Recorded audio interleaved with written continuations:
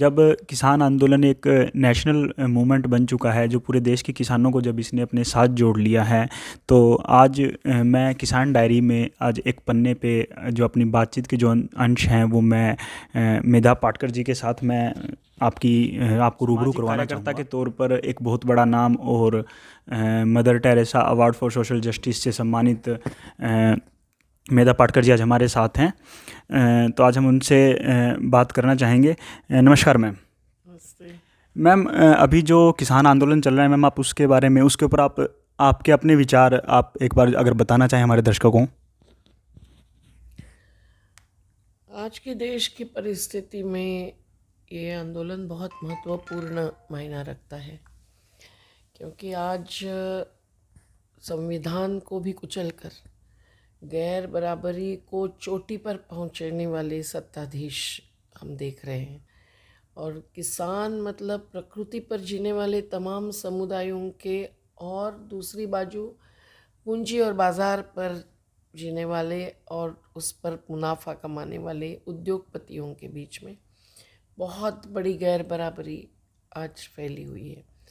और सत्ताधीश बिल्कुल ही मोदी सरकार के हर निर्णय और नीति को अगर जांचे तो समझ में आता है कि वो कोई भी प्रकार के वंचित शोषित समाज की बात नहीं कर रहे हैं। भरोसा देते हैं, आश्वासन देते हैं, घोषणा पत्रों में घोषणा की है और चुनाव प्रचार में इन सब के, किसानों के, मजदूरों के मुद्दे काम में लाए हैं। लेकिन प्रत्यक्ष में सब नीति हर क्षेत्र में कॉरपोरेटीकरण बढ़ाने वाली है। और ये केवल कंपनी करे कि सरकार करे, यही सवाल नहीं है। सवाल ये है कि वो एक बाजू प्राकृतिक संसाधनों का निचोड़ कर रहे हैं, दूसरी बाजू आजीविका ख़त्म कर रहे हैं, और तीसरी बाजू ये गैर बराबरी बढ़ाने के साथ साथ जो वंचित है उनके श्रम को भी शोषण कर रहे हैं। और इसलिए जो भी कानूनी संवैधानिक आधार थे वो ख़त्म करने में सरकार अगुवाई कर रही है, क्योंकि चुनावी राजनीति में आज इन बड़े करोड़पति अब्जाधीशों के चंदे का बहुत बड़ा महत्व बन गया है, वही आधार बन गया है। आप इस आंदोलन में प्रत्यक्ष तौर पर मौजूद रहे हैं, तो अभी जो दौर है जब बातचीत रुक गई है सरकार के और आंदोलनकारियों, नेतृत्वकारियों के बीच में जब बातचीत रुक गई है, तो अब आगे की प्रक्रिया किस तरह होनी चाहिए? देखिए, जो 3 कानूनों को जो विरोध है, वो विरोध जिस मुद्दे पर है वो मुद्दा है खेती के क्षेत्र में लाया गया कंपनीकरण या निजीकरण, और उनको मुनाफाखोरी के साथ साथ जमाखोरी की भी छूट देना, 1955 का अत्यावश्यक वस्तु अधिनियम बदलना, ये सब अभूत निर्णय है। और सरकार ये मानती है कि इन निर्णयों के साथ जो कानून उन्होंने थोपे हैं, लॉकडाउन में, अलोकतांत्रिक पद्धति में, अध्यादेश से शुरू करके, संगठनों से चर्चा न करते हुए, ड्राफ्ट भी कहीं भी वेबसाइट पर डालकर भी सलाह मशवरा न करते हुए, उन कानूनों के में थोड़ा सा संशोधन करे इधर उधर तो आंदोलनकारी मान जाएंगे। लेकिन ऐसा मूड बिल्कुल ही नहीं है।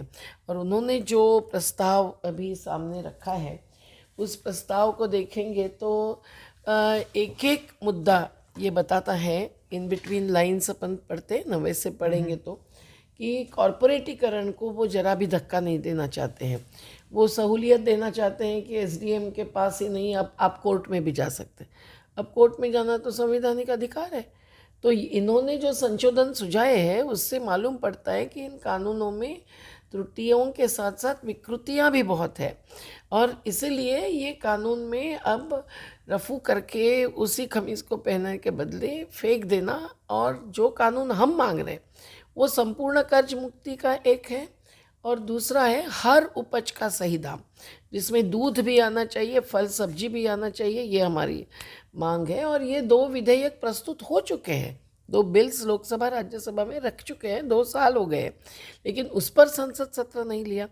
तो अभी बातचीत करने के बदले सरकार ने ये सोचना चाहिए कि अब किसान मानने वाला नहीं है, और किसान की परिभाषा में हमने इन सब को लिया है, मजदूर, पशुपालक, वनोपज पर जीने वाले आदिवासी और मछुआरे भी। तो ये निश्चित सरकार जान रही है कि मांग क्या है, लेकिन वो उसको एक बगल दे रही है, बाईपास कर रही है। और संशोधनों के बाद भी उन्होंने 5 चर्चाओं के बाद लिखित दी है, पर ये जो है वो उनकी ही पोल खोल कर रहा है। तो इसलिए से लिखित में जब ये कहा गया है कि वो एमएसपी लिखित में देने को तैयार हैं, सरकार ने ये जब कहा है, तो और दूसरा इस आंदोलन पर इल्ज़ाम लगा रहा है कि लग रहा है अभी कि जो हरियाणा और पंजाब का आंदोलन बन के रह गया है, तो आप उस बारे में क्या कहेंगे? एमएसपी लिखित में देने से काम नहीं चलेगा, उस पर कानून बनना चाहिए। वो कानूनन बंधन का रखो, तभी उसका कुछ अमल होगा। आज भी देश में अन्य कानूनों के अमल के लिए हमको लड़ना ही पड़ता है, वो चाहे श्रमिकों के कानून हो, चाहे वो महिलाओं के संदर्भ में हो।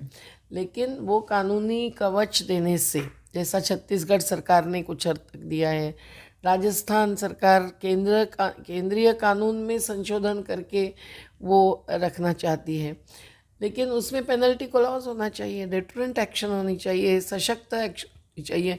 इसके बारे में अभी जो प्रस्ताव सरकार ने जवाब के रूप में दिया है, उसमें बिल्कुल ही उन्होंने भरोसा नहीं दिया है। अभी तो 5 दौर की बातचीत हो चुकी है, 5 बैठकें हो चुकी है, इसके बाद भी सरकार नहीं मानी है, और अगर अगर आगे भी सरकार नहीं मानती है, तो आगे आंदोलन का रुख क्या होगा? आंदोलन का रुख मतलब आंदोलन अनिश्चितकालीन ही रहता है कभी भी। और इतने बुनियादी सवाल जिस आंदोलन में उठाए जाते हैं, वो ऐसे समयबद्ध या तत्कालिक निर्णय की अपेक्षा कर ही नहीं सकता है। और यहाँ तो अभी आप देखिए कि पंजाब के, हरियाणा के किसान जो आए हैं ज़्यादा संख्या में सबसे, वो अपनी 6-6 महीने की तैयारी लेकर आए हैं। उनकी रसद भी गांव-गांव से, केवल गुरुद्वारा से नहीं।